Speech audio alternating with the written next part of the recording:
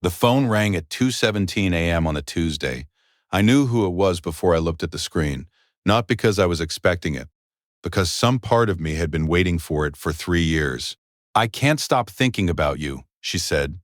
No preamble, no apology for the hour, just that, like she'd been holding her breath since midnight and finally had to let it out. I sat up in the dark. "My name is Owen Blake. I'm 34, I work in municipal planning," and I had spent the better part of 3 years pretending I didn't notice the way my best friend's younger sister looked at me when she thought no one else was watching. Her name was Natalie Chen. She was 29, taught high school chemistry, and had a habit of tucking her hair behind her left ear when she was anxious. I knew this because I had cataloged every small thing about her without meaning to. That is not a recommended life choice. I made it anyway. I met her brother Marcus in college. We bonded over a shared hatred of our economics professor and a love of terrible action movies. Natalie was still in high school then. By the time she graduated and moved to the city for university, Marcus and I were inseparable. She became part of the package: family dinners, game nights, the occasional road trip where she claimed shotgun and Marcus would complain the entire drive. Somewhere in those years, she stopped being Marcus's kid sister and became Natalie. The shift was so gradual I didn't notice it happening until it had already happened. One day I looked up during a movie night and realized I had been watching her laugh instead of the screen. That bothered me more than it should have. The dynamic was simple on the surface. I was Marcus's best friend. She was Marcus's sister. There were invisible lines. I didn't cross them. Neither did she. We existed in this careful space where we could be friendly without being friends, close without being too close. It worked fine until it didn't. The night everything cracked open was Marcus's birthday party 6 weeks ago. He'd rented out the back room of a bar downtown. 50 people, too loud music, and a drink special that should have been illegal. I showed up late because of work. Natalie was already there, standing near the corner booth with a group of Marcus's college friends. The air smelled like spilled beer and someone's over-applied cologne. The bass from the speakers rattled the glassware on the tables. She was wearing a dark green sweater that made her eyes look almost gold in the dim light. She saw me before I reached the group, smiled, not the polite version she used for strangers, the real one. Marcus pulled me into a headlock that was supposed to be affectionate, but felt more like assault. "Finally, I thought you'd bailed." "Traffic," I lied. I'd been sitting in my car for 10 minutes trying to decide if showing up was a good idea. Natalie didn't say anything, just shifted slightly to make room at the table. Her shoulder brushed mine when I sat down. She didn't move away. Neither did I. The party moved in waves. People came and went. Drinks multiplied. At some point, Marcus's college roommate started telling a story that involved a stolen traffic cone and a campus security chase. Everyone was laughing. I glanced at Natalie. She was looking at me, not at the story, at me. She looked away too quickly. That landed. An hour later, Marcus cornered me near the bar. He was 3 drinks past sober and leaning heavily on the counter. "Can I ask you something?" "Always." "You notice anything weird about Nat lately?" My chest tightened. Weird how? He squinted like he was trying to solve a puzzle in bad lighting. "She's been, I don't know, distracted. She broke up with that guy she was seeing. What was his name? Ethan? No, Evan. Doesn't matter. She said he was fine, but not right. Whatever that means." He shook his head. "Women are a mystery, man." I made a non-committal sound and changed the subject, but the rest of the night I felt her presence like a magnetic pull. When she laughed, I heard it over the music. When she left to take a phone call, I noticed the absence. That was the first private admission. Something had shifted. I wasn't imagining it, and pretending it didn't matter wasn't working anymore. Over the next few weeks, the evidence piled up in small, undeniable moments. The first was 2 days after the party. Marcus invited me over for dinner. Their mom was visiting from out of town and had made too much food, as usual. Natalie answered the door.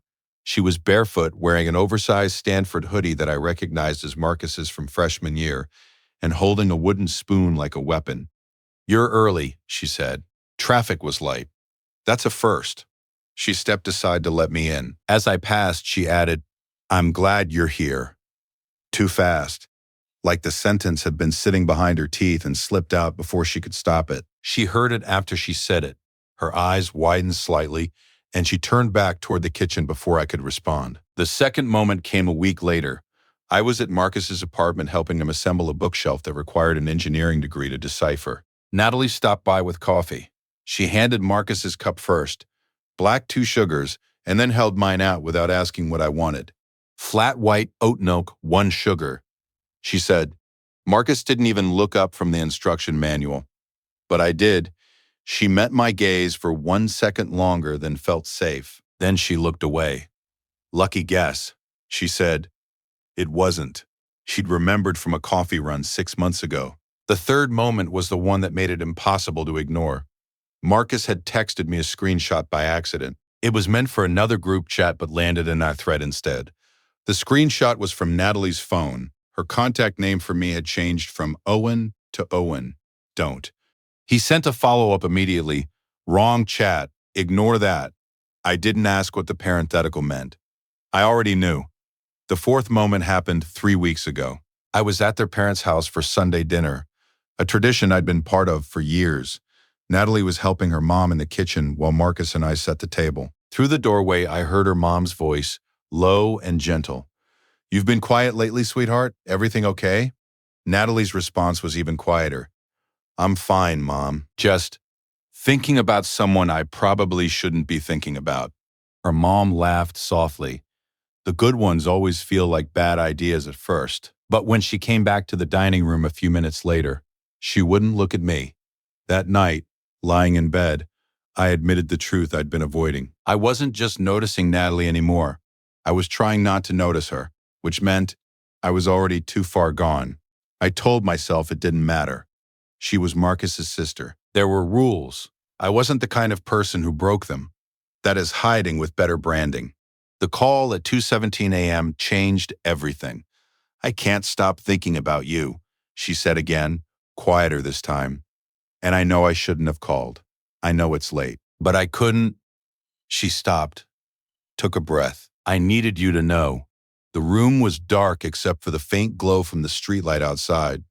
I pressed the phone tighter to my ear like that would somehow make this easier. "Natalie, don't." Her voice cracked slightly. "Don't say something kind that makes this worse. I already feel ridiculous." "You don't sound ridiculous." She laughed once, but it came out wrong. Brittle. "I called you at 2 in the morning to tell you I can't stop thinking about you.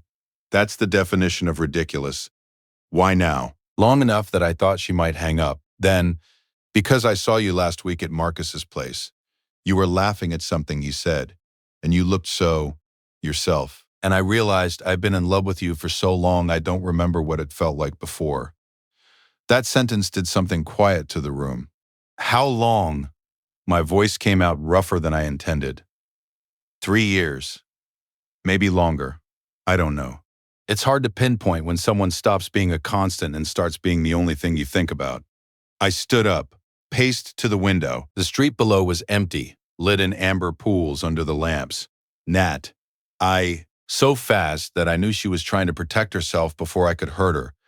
I just needed to stop pretending I didn't feel it. That's all. I'll let you go. Wait. She went still on the other end of the line. Not dramatically. Just still. "I need you to know something," I said slowly. "If I say what I'm about to say, things change. Between us. Between me and Marcus. Between all of us. And I need to know if you're ready for that." "What are you going to say?" "That I've been in love with you since the night you fixed Marcus's car in the rain.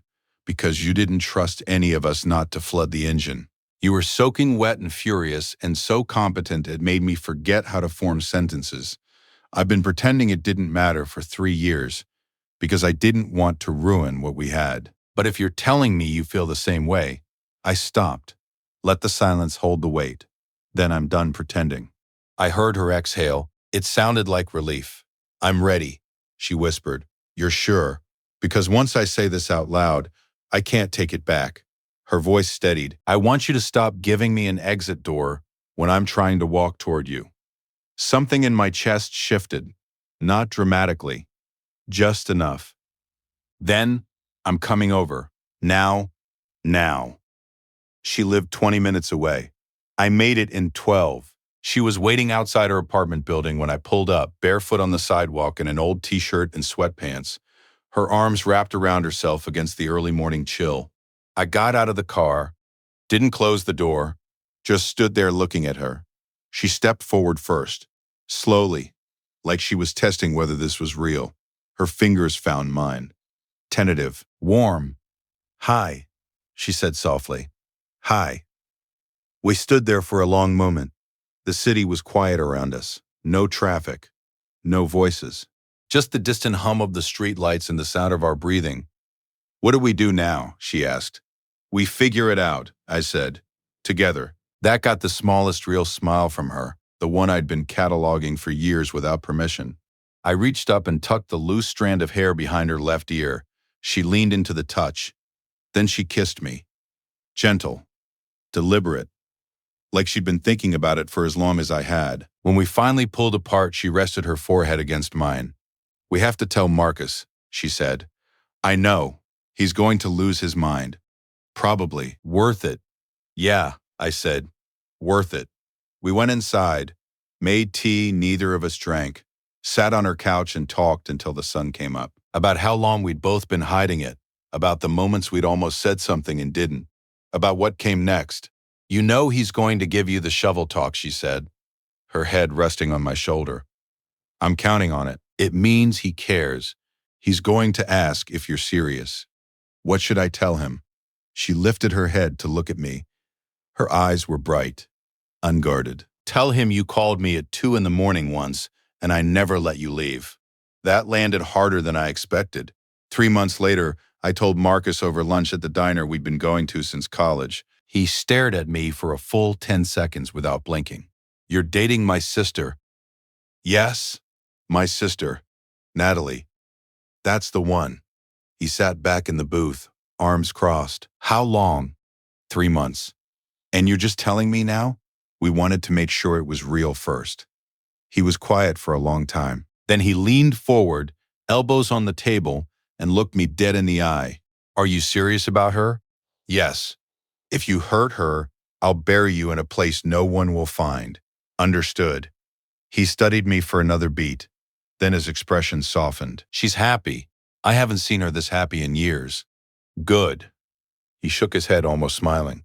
"I should have seen this coming. She's been half in love with you since she was 22. I'm a little slow on the uptake." "No kidding." He picked up his coffee, took a sip, set it down. "For the record, if it's going to be anyone, I'm glad it's you." That was his version of a blessing. I took it. A year after that, Natalie moved in with me. Her books crowded my shelves. Her coffee mugs took over my kitchen. She still tucked her hair behind her left ear when she was anxious, and I still noticed every time. Nothing about us had changed, except everything had. 2 years later, when people asked how we met, she'd say, "Through my brother." And I'd add, "She called me at 2 a.m. and told me she couldn't stop thinking about me." And you said, "They'd ask." That I'd been waiting 3 years for her to say it. She'd smile, that real smile, the one I'd cataloged without permission and earned the right to keep. He showed up at my door 12 minutes later. In my defense, I broke several traffic laws. "Worth it," she'd say. And I'd think about that phone call. The way her voice had sounded in the dark, the way she'd said my name like it was both a confession and a question, the way I'd driven across the city at 2 a.m. because waiting until morning felt impossible. It wasn't new. It had probably always been her. The only difference was that now, when she looked at me across the dinner table or reached for my hand in a crowded room, I didn't have to pretend it didn't mean everything. What's the moment you realized someone you'd been ignoring was actually the one you'd been waiting for? And have you ever gotten a call that changed everything? Let us know in the comments below. And if you enjoyed this story, subscribe for more real moments that prove love doesn't always announce itself. Sometimes it just calls at 2 a.m. and finally tells the truth.